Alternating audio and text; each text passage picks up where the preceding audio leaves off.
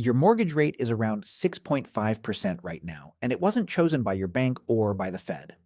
It came from a market most Americans have never looked at once in their lives, a $145 trillion machine that quietly prices your mortgage, your car loan, your job security, and your retirement account. In 2022, that machine caused the safe part of millions of retirement portfolios to lose about 16% in a single year. Most people who own bonds don't actually understand how they work. By the end of this video, you will, and you'll know exactly what every move in the bond market costs you in dollars. A bond is a loan. Someone needs money. A government, a company, a city. And instead of going to a bank, they borrow it from investors. You hand over a fixed amount, called the principal. They promise two things in return: a fixed interest payment every year, called the coupon, and your principal back on a specific date, called the maturity. That is the entire instrument. A piece of paper that says, lend me money now, I'll pay you interest every year, and I'll give you the principal back on this date. Bonds are not complicated. What makes them powerful is the scale at which they operate. The United States government borrows more than anyone else on Earth. As of last month, the total national debt sits at $39.2 trillion. That number is so large it loses meaning, so consider this instead. The interest payment alone, not the debt itself, just the interest, is roughly $1.05 trillion a year. That works out to about $2.88 billion every single day. The government spends more on interest than it does on national defense. This matters because every dollar of government interest is paid out of your taxes, and the rate it pays is set by the same market that prices your mortgage. There is exactly one rule you need to understand to make sense of the rest of this video. When interest rates rise, the price of existing bonds falls. When rates fall, the price of existing bonds rises. The two move in opposite directions every time without exception. Here is why. Suppose you buy a $1,000 bond paying 3%. That bond pays you $30 a year. A few months later, the government issues new bonds at 5%. Those new bonds pay $50 a year for the same $1,000. Now you want to sell your bond. Nobody will pay $1,000 for it because they can buy a new one paying more. The only way to sell it is to drop the price until the $30 it pays works out to a competitive yield. At 5%, that price is about $600. You haven't lost any future payments. The bond still pays $30 a year and returns $1,000 at maturity. But on paper, your $1,000 investment is now worth $600. Every disaster in the rest of this video is that rule operating at a larger scale. Of all the bonds in that $145 trillion market, one matters more than the others. It is the 10-year U.S. Treasury, currently yielding 4.5%. When a bank decides what mortgage rate to offer you, it does not invent the number. It looks at the 10-year Treasury and asks one question: why would I lend money to a household for 30 years when I could lend it to the U.S. government for 10 years, risk-free, at 4.5%? The answer is, it wouldn't, unless you pay more. So the bank takes the 10-year yield and adds roughly 2 percentage points to compensate for the extra risk that you, a regular person, might lose your job, get sick, or default. Right now, the 10-year is at 4.5%. Add roughly 2 points, and the national average 30-year fixed mortgage rate is 6.52%. The math is that direct. Consider Brian. Brian is buying a house. He needs a $400,000 30-year fixed mortgage. At today's rate of 6.52%, his monthly principal and interest payment is $2,534. Now imagine the 10-year Treasury rises by half a percentage point, a routine move that the bond market completes in a single trading week. Brian's mortgage rate rises by roughly the same amount to 7.02%. His new monthly payment is $2,667. That is $133 more every month for the next 360 months.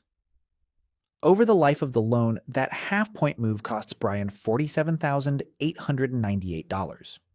If the 10-year moves up by a full point, also routine, Brian's mortgage rate climbs to 7.52%. His monthly payment becomes $2,802, which is $269 more every month.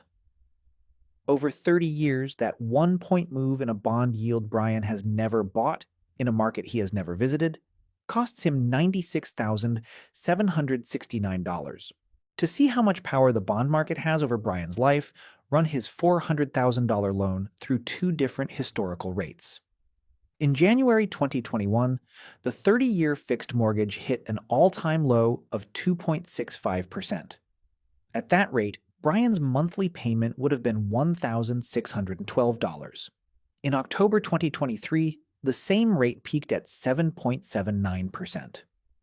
At that rate, the same $400,000 loan costs Brian $2,877 a month. That is the same loan, on the same house, with the same buyer. The only thing that changed was the yield on the 10-year Treasury. The difference is $1,265 a month, or $455,349 over the life of the mortgage. The bond market handed Brian a $500,000 bill without ever sending him an invoice. For decades, the standard advice given to anyone approaching retirement was simple. As you age, move out of stocks and into bonds. Bonds are the safe part. Stocks grow your money, bonds protect it. A classic 60-40 portfolio, 60% stocks, 40% bonds, was sold as the conservative, sensible default. The bond half was supposed to be the seat belt. In 2022, the Federal Reserve raised interest rates faster than at any point in 40 years. The federal funds rate went from near zero to over 4% in 9 months. Apply the rule from Act 1. When rates rise, existing bond prices fall. The broad U.S. bond market, measured by the Bloomberg U.S. Aggregate Bond Index, lost 13.0% that year. The worst calendar year in the index's history, going back to 1976. The S&P 500 fell 18.1% the same year. A 60-40 portfolio of U.S. stocks and bonds, the supposed conservative default, lost about 16% in 2022. The seatbelt did not catch anyone. It was attached to the same crash. The further out on the maturity curve a bond sat, the worse the loss. Intermediate-term Treasury bonds, the kind held in most retirement target date funds, lost 10.6% in 2022, the biggest decline since at least 1926. Long-dated zero-coupon Treasury bonds, the longest duration safe assets on Earth, lost 39.2%. To put that in perspective, a Santa Clara University analysis of historical asset returns found that 2022 was the worst year for long-duration U.S. bonds going back to 1754. Not 1954, 1754. The United States did not exist yet. There were 13 colonies, and the safe sleeve of America's retirement portfolios was having its worst year in 268 years. There is a single number that explains why some bond funds got hit so much harder than others. It is called duration, and it is printed on every bond fund's fact sheet, where most investors never look at it. Duration is a rough estimate of how much a fund will lose for every 1 percentage point rise in interest rates. Consider a retiree with $500,000 in what she believes is a safe bond fund. If her fund has a duration of 6, typical for a broad bond index fund, a 1-point rise in rates costs her $30,000. If her fund has a duration of 17, typical for a long-dated Treasury fund, that same 1-point rise costs her $85,000. Same retiree, same $500,000, same rate move, $55,000 difference. Most people who own bond funds have no idea what their duration is. They were told bonds are safe and stopped reading. Duration is the difference between a small bruise and a broken leg. One detail bit millions of retirees in 2022. If you buy an individual bond and hold it to maturity, the price drops along the way, mean nothing. You collect every coupon and you get your principal back at the end. You can ignore the rule from Act 1 entirely. A bond fund is different. A bond fund never matures. It is a basket of bonds that gets repriced every single day. When rates rise, the losses on that basket show up on your statement, and they stay there. The 2022 losses we just discussed are real, and they did not go away when the year ended. Government bonds are considered the safest borrower in the world because the US government can always print dollars to pay back dollar-denominated debt. Companies cannot. Companies go bankrupt. So when a company issues a bond, investors demand a higher yield than they would accept from the government to compensate for that risk. The gap between safe government bonds and risky corporate bonds is called the high yield spread. When that spread is narrow, investors are calm. When it widens, the bond market is saying it expects trouble, defaults, layoffs, missed payments. The high yield spread is one of the cleanest signals of corporate stress available to the public, and it moves before most economic data does. The same relationship works in reverse when fear spikes.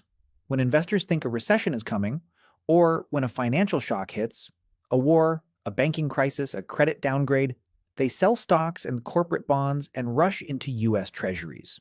The move is called a flight to quality. It pushes Treasury prices up and Treasury yields down, sometimes within hours. This is also why, in most periods, stocks and bonds move in opposite directions. When stocks sell off, money flows into bonds, which pushes bond prices up and softens the blow on the overall portfolio. That balance is what made the 60/40 portfolio work for half a century. The reason 2022 was so destructive, the reason the safe sleeve failed, was that the cause of the sell-off was rising interest rates, and rising rates are poison to both stocks and bonds at the same time. The hedge broke because the thing being hedged had become the thing causing the damage. The same logic shapes how investors price the stock market. Government bonds offer a guaranteed yield. Stocks offer a higher expected return, but with no guarantee at all. The difference between what investors expect to earn from stocks and what they could earn risk-free from a 10-year treasury is called the equity risk premium. Today, the 10-year pays 4.5%. If an investor expects stocks to return 7% per year over the long run, the equity risk premium is roughly 2.5 percentage points. That is the reward for taking on stock risk instead of holding government bonds. When bond yields rise, that premium shrinks. And when the premium gets thin enough, investors start to sell stocks and rotate into bonds. The 2009 to 2021 stock bull market was largely a story of yields being so low that almost any expected stock return looked attractive. The 2022 sell-off was largely the reverse. Yields rose, and the equity risk premium got squeezed. There is one more piece of the bond market worth understanding, because it predicts the future better than any economist alive. It is called the yield curve. The yield curve is a simple chart. It plots the yields on US Treasury bonds across every maturity, from 3 months out to 30 years. Right now, the 3-month Treasury yields 3.71%. The 2-year yields 4.09%. The 10-year yields 4.5%. The 30-year yields about 5%. Plotted on a chart, those points slope upward. Short maturities on the left, long maturities on the right, yields rising as you move from left to right. That shape is what economists call a normal yield curve, and it is the shape the curve takes in the large majority of all market environments. The logic is intuitive. The longer your money is tied up in a bond, the more compensation you require for tying it up. A 30-year loan is riskier than a 3-month loan because more can go wrong in 30 years than in 3 months. Economists call that extra payment the term premium, and it is the reason the yield curve normally slopes upward. Occasionally, the curve inverts. Short-term yields rise above long-term yields. The 2-year Treasury starts paying more than the 10-year. When that happens, the bond market is making a specific prediction. It expects the Federal Reserve to cut rates within the next year or two, because it expects the economy to slow down enough that the Fed has no choice. According to research from the Federal Reserve Bank of San Francisco, every single one of the last 10 U.S. recessions going back to 1955 was preceded by an inverted yield curve. That is a 10 for 10 record over 70 years. No other recession indicator comes close. The bond market does not always announce its predictions loudly, but when the yield curve inverts, it is making one of the loudest statements in finance. The FDIC reports the national average savings account pays 0.38%. That is the rate at most of the largest banks in America. Meanwhile, 3-month U.S. Treasury bills currently yield 3.71%. The best high-yield savings accounts pay around 4.20%. All three are essentially as safe as money in the bank. T-bills are backed by the U.S. Treasury. High-yield savings accounts are FDIC insured up to $250,000 per institution. Same money, same safety, dramatically different yield. The only difference is which institution holds the cash. Return to Brian. Suppose Brian, beyond his mortgage, holds $50,000 in a typical savings account at his neighborhood bank, earning the FDIC average of 0.38%. That balance earns him $190 a year in interest. If the same $50,000 sat in 3-month T-bills at 3.71%, it would earn $1,855 a year. The Treasury option earns 9.8 times what the savings account does on identical principal. Over 5 years, leaving the money at the bank costs Brian $8,325 in interest he could have collected without taking on any additional risk. T-bill interest also happens to be exempt from state income tax, which makes the gap even larger for anyone in a high-tax state. If any portion of your retirement money is in bond funds, find the duration on the fund's fact sheet. Anything above 7 means your fund will move meaningfully when rates do. Long-dated bond funds with duration above 15 will behave more like volatile stocks than the seatbelt they were sold as. Knowing the number is not optional if you own the fund. If inflation is a specific concern, the U.S. Treasury issues Series 1 savings bonds, which pay a composite rate that adjusts with inflation. The current rate, in effect through October 2026, is 4.26%. There are purchase limits. $10,000 per person per year through Treasury Direct. But for cash that needs to keep up with the cost of living, I-bonds are the most direct inflation hedge available to a regular saver. The 10-year Treasury yield takes 5 seconds to look up. When it climbs, mortgages, car loans, and corporate borrowing climb with it. When it falls sharply, the bond market is usually bracing for a slowdown. It is the closest thing the economy has to a check engine light, and now you know what it means. The bond market is not a thing rich people do. It is the invisible machinery that prices your mortgage, your savings, your retirement, and the job market your employer operates in. Every dollar in your financial life is touched by it. The people who understand how it works are not smarter than you. They just stopped pretending it was boring. If you want to run these numbers on your own mortgage, your own savings, and your own bond exposure, I built a tool that does it. It takes the current 10-year Treasury yield and shows you, in dollars, what every move in the bond market costs or saves you across your mortgage payment, your bond holdings, and your cash. It is part of the Wealth Logician's Calculator Vault, alongside every other tool we have built for the channel. Becoming a member gets you the whole vault and a community of people who are actually doing the math. If that sounds useful, the link is in the description. Hit like if this connected dots for you, subscribe if you want to do the math on the next one, and I will see you in the next video.